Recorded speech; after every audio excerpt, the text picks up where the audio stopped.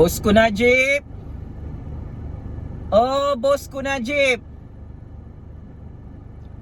Hantu Antantu Ya Syaribu muncul lagi di hari raya, bosku. Habislah kau ini kali. Skandal seks kau, bosku, meliwat lubang jubo, meliwat lubang buntut Antantu Ya Syaribu dibongkarkan semula oleh Kingmaker politik Malaysia generasi baru ini. Aku perhati setiap hari orang-orang kau, bosku, komen dalam YouTube aku, mereka cakap, budak ni suka main buntut. Pembetulan fakta ini perlu diperbetulkan, Najib Razak. Kau jangan lupa cermin diri kau sendiri. Kami rakyat Malaysia tak pernah lupa. PI Bala, pembunuh upahan kau, mendedahkan kau kantoi meliwat lubang jubuk Antantu Ya Syaribu di luar negara, bosku. Sedar diri sikit. Kau dengan cyber troopers kau, termasuk Raja Petra, Luqman Adam, Hisham Jalil. Jangan lupa kau punya skandal seks bersama mendiang Antantu Ya Syaribu yang kau bom C4 dengan sangat kejam. Dasar pemimpin iblis syaitan laknatullah. Tak sedar diri. Kau nak main buntut-buntut dalam YouTube aku boleh ajar kau apa itu main buntut, Najib Razak. Pertama, kau masih ingat kan ni Statutory Declaration PI Bala yang paling kau takuti? Ini pembunuh upahan yang mengkantoikan kau, yang mendedahkan semua rahsia kau, bosku Najib. Meliwat Antantu Ya Syaribu. Marah? Koyak mental? Kepanasan kau? Berdarah dan bernanah lubang telinga kau? Kau nak sangat main buntut-buntut dengan Jupazli? Ini baru betul-betul main buntut. Kau nak sangat main jubo? Ini baru betul-betul.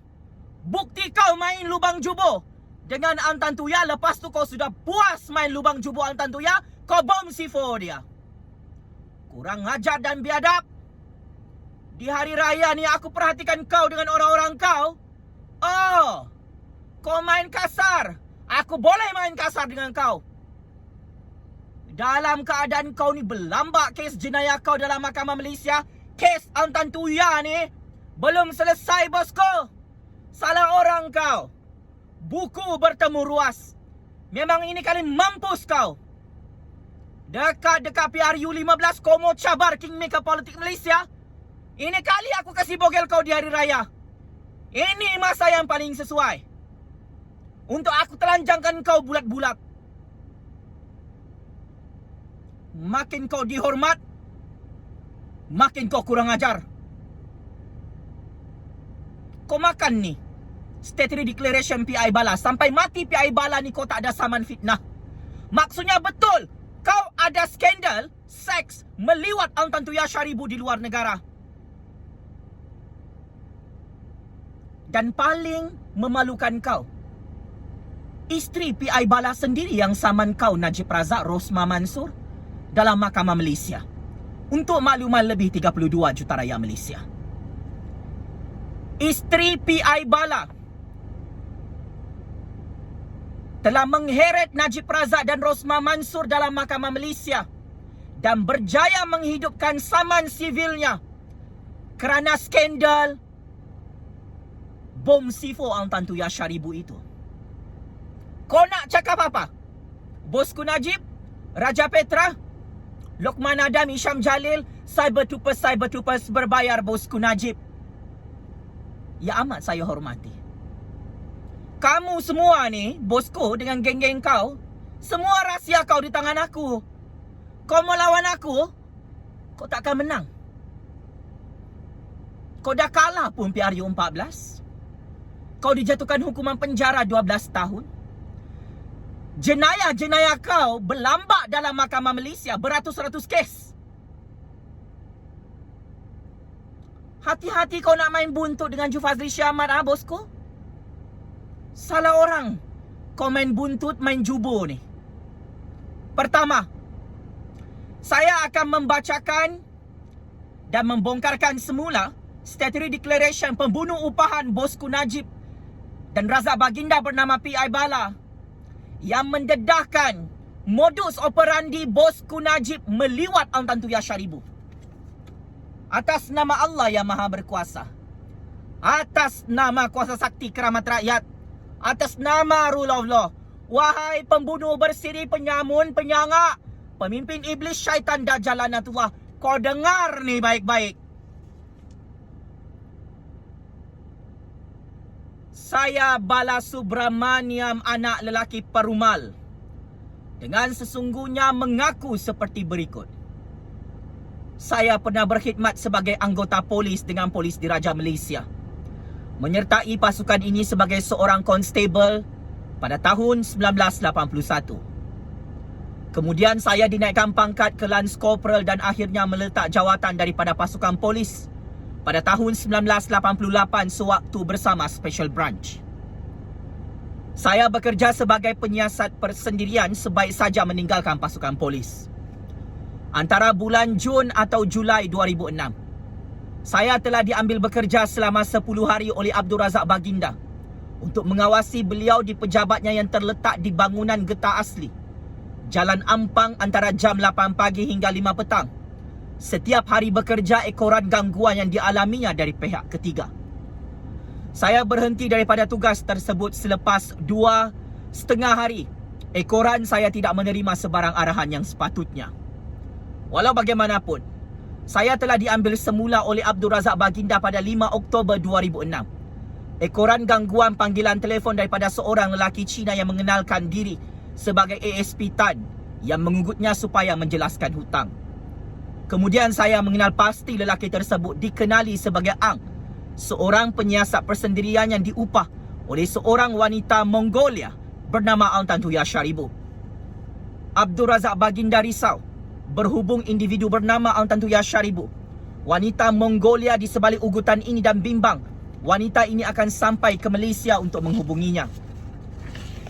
Abdul Razak Baginda memberitahu saya bahawa dia bimbang bahawa Aung Tan Suu Kyaw ada kuasa yang diberikan oleh Bomo Mongolia dan menyebabkan dia akan tunduk kepada Aung Tan Suu Kyaw. Bila saya bertanya berkenaan wanita Mongolia itu, Abdul Razak Baginda beritahu saya bahawa wanita itu adalah kawannya yang telah diperkenalkan kepadanya oleh VIP dan meminta beliau membantu dari segi kewangan. Saya menasihatkannya agar membuat laporan polis berhubung ugutan yang diterima melalui panggilan telefon daripada lelaki Cina bergelar ASP Tan. Tetapi dia menolak untuk berbuat demikian dan memberitahu saya ia melibatkan individu berprofil tinggi. Abdul Razak Baginda seterusnya memberitahu saya bahawa Aung Tan Suu Kyaw seorang penipu besar dan bijak mempengaruhi orang. Wanita ini juga didakwanya sebagai mata duitan dan dia ada membiayai harta milik Aung Tan Suu Kyaw di Mongolia. Kemudian Abdul Razak Baginda memberitahu saya dengan beberapa mesej suara di dalam telefon bimbit yang meminta dia membayar apa yang sepatutnya. Jika tidak, dia akan dipukul dan anak perempuannya dimalukan. Oleh kerana itu, saya dicadangkan untuk melindungi anak perempuannya Rowena dengan sebaik mungkin. Pada 9 Oktober 2006, saya menerima panggilan telefon daripada Abdul Razak Baginda kira-kira jam 9.30 pagi dan saya diberitahu bahawa Aung Tan Suu Kyaw berada di pejabatnya dan meminta saya ke sana segera. Oleh kerana pada waktu itu saya sedang dalam tugas pengawasan, saya menghantar surat ke pejabat Abdul Razak Baginda dan saya akan turut serta kemudian. Surat bertindak mengawal situasi dan dia meminta secara sopan agar Aung Tan Suu Kyaw dan 2 orang rakannya meninggalkan premis tersebut. Walau bagaimanapun, Aung Tan Suu Kyaw meninggalkan nota yang ditulis dalam bahasa Inggeris di atas kertas berlabel Hotel Malaya, meminta Abdul Razak Baginda menghubunginya melalui nombor telefon bimbit dan menulis sekali nombor bilik hotelnya dengan jelas. Aung Tan Suu Kyaw telah memperkenalkan dirinya kepada Suras sebagai Aminah dan memaklumkan kepada Suras tujuan dia ke sana adalah untuk menemui teman lelakinya. 3 orang wanita Mongolia ini walau bagaimanapun telah datang semula ke pejabat Abdul Razak Baginda yang terletak di bangunan getah asli Jalan Ampang pada keesokan harinya, kira-kira jam 12 tengah hari. Mereka tidak memasuki ke dalam bangunan itu, tetapi sekali lagi memberitahu Suras yang mereka mahu menemui teman lelaki Aminah bernama Abdul Razak Baginda. Dipendekkan cerita, pada 14 Oktober 2006 lalu, Aminah pergi ke rumah Abdul Razak Baginda di Damansara Heights bila saya tiada di sana. Abdul Razak Baginda menelefon telefon bimbit saya dan memaklumkan kepada saya tentang kehadiran Ang Tan Tuya. Saya terus bergegas kembali ke rumahnya. Bila tiba, saya dengar Aminah iaitu Ang Tan Tuya menjerit, "Razak, haram jadah, keluar dari rumah." Saya cuba menenangkannya tetapi gagal. Jadi saya telefon polis dan mereka sampai dengan 2 buah kereta peronda. Saya menjelaskan situasi sebenar kepada anggota polis, kemudian membawanya pergi dari situ menuju ke Balai Polis Brickfields. Saya mengikut kereta peronda tersebut menuju Balai Polis Brickfields dengan sebuah teksi. Saya telefon Abdul Razak Baginda dan peguamnya Diren, meminta mereka buat laporan polis tetapi mereka enggan berbuat demikian. Semasa berada di Balai Polis Brickfields, penyiasat persendirian Aminah, Mr. Ang, tiba dan kami berbincang bersama. Saya beritahu untuk menyampaikan permintaan kepada Abdul Razak Baginda berupa wang sebanyak $500,000 dan 3 tiket penerbangan ke Mongolia, iaitu komisen yang belum dibayar kepada Ang Tan Tuya hasil daripada perjanjian pembelian kapal selam di Perancis. Sebaik Aminah ditenangkan pada ketika itu, seorang polis wanita di Balai Polis Brickfields menasihatkan saya agar pulang dan selesaikan masalah ini secara berhemah. Saya memberitahu Abdul Razak Baginda tentang permintaan yang dibuat oleh Ang Tan Tuya dan saya memberitahunya yang saya kecewa kerana tiada yang mahu mendengar pandangan saya supaya membuat laporan polis. Kami berbincang panjang tentang situasi itu bila saya menyuarakan hasrat untuk keluar dari tugasan ini. Sepanjang perbincangan tersebut dan percubaan untuk memujuk saya agar terus bekerja untuknya, Abdul Razak Baginda menjelaskan kepada saya tentang perkara seperti berikut. Pertama, dia telah diperkenalkan dengan Ang Tan Tuya oleh Najib Razak dalam satu pameran berlian di Singapura. Kedua, Najib Razak beritahu Abdul Razak Baginda yang dia ada hubungan seks dengan Ang Tan Tuya dan Ang Tan Tuya tiada masalah melakukan seks melalui dubur. Bosku Najib, apa cerita ni? PI Bala sampai mati pun dia. Kau tak ada saman fitnah PI Bala?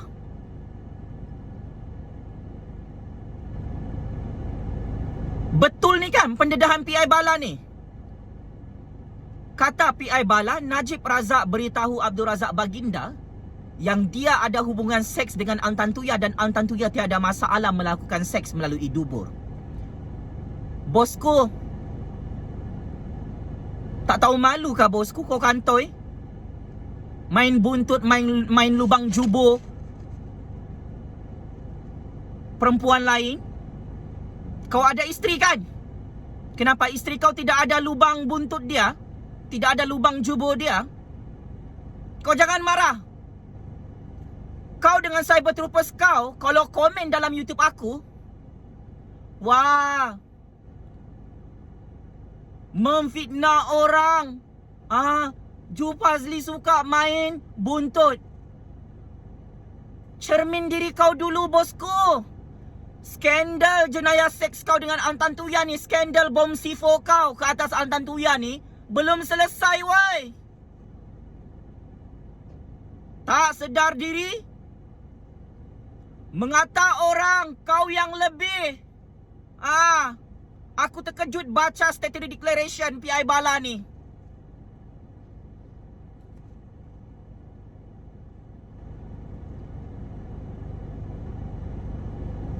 Aku sambung. Kata PI Bala lagi, Najib Razak mahukan Abdul Razak Baginda menjaga Ang Tan Tuya kerana dia tidak mahu wanita itu memalukannya semenjak menjadi timbalan Perdana Menteri. Najib Razak, Abdul Razak Baginda dan Ang Tan Tuya pernah makan malam bersama di Paris, Perancis. Ang Tan Tuya mahukan duit daripadanya, justru merasakan dia berhak ke atas komisen $500,000 kerana turut membantu dalam perjanjian pembelian kapal selam di Paris, Perancis. Maka akhirnya tahun 2006, setelah kau kenyang main buntut, main lubang jubur Antan Tuya, kau bosku, bersama bini kau, bersama keturunan keluarga kau, terpalit dengan skandal membunuh dan bom Sifo Antan Tuya Sharibu dalam negara Malaysia.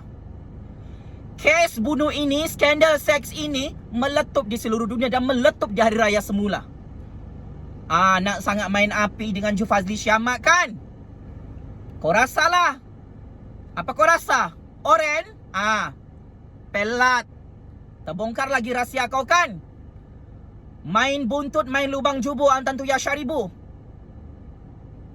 Lain kali, makan tu pandai-pandailah simpan. Kalau kau nak mencuri kah, merompak kah, nak meliwat orang kah, kau nak membunuh orang kah, biarlah cerdik sikit. Ini semua jenayah kau dalam Malaysia ni semua kantoi. Mandangkan kau ni suka sangat main buntut dalam YouTube aku, inilah kisah benar yang perlu diketahui oleh rakyat Malaysia. Malulah sikit bosku. Skandal seks kau dengan Antan Tuya ni sudah dihebohkan oleh PI Bala. Dulu-dulu kes ini meletup tahun 2008. Kau suruh PI Bala, isterinya dan anak-anaknya lari ke India. Kau ugut PI Bala. Sekarang kau kena saman oleh isteri PI Bala. Walaupun PI Bala tu sudah mati dibunuh, isteri PI Bala masih bongkar kes pembunuhan Antan Tuya Sharibu dalam mahkamah Malaysia. Aku nak bagi tahu dengan kau, Najib Razak, Rosmah Mansor, ramai orang-orang kampung tak tahu. Najib Razak, Rosmah Mansor dan keturunan keluarga mereka ni kena saman sivil oleh isteri PI Bala. Saman tu tak ditolak oleh mahkamah Malaysia. Diluluskan untuk saman kepada Najib Razak dan Rosmah Mansor. Orang paling berkuasa ni merompak, mencuri, membunuh orang, merogol orang, meliwat orang. Inilah perangai kau bosku. Kau rasa marah? Jangan kau marah, nanti kau kena jual. Selamat Hari Raya Aidilfitri, maaf zahir batin. Kau ni bukan saja perompak, penyamung, penyangak bersiri. Kau juga kantoi. Seorang jantan kaki kepit, kuat main buntut, kuat main lubang jubur rupanya. Kau suka menyibuk hal-hal orang lain kan? Sekarang hal-hal peribadi kau ni, skandal seks kau ni macam mana kau nak tutup? Sampai kiamat tak boleh tutup, sampai kau mati. Dosa-dosa besar kau ni, jenayah-jenayah besar kau ni, merompak, mencuri, membunuh bom Sifo Antan Tuya, meliwat lubang jubur Antan Tuya ni sampai Antan Tuya tu mengandung. Benda ni akan menghantui kehidupan kau bosku sampai kau tak boleh tidur. Terbayang-bayang muka Antan Tuya, terbayang-bayang lubang jubur Antan Tuya yang kau liwat tu.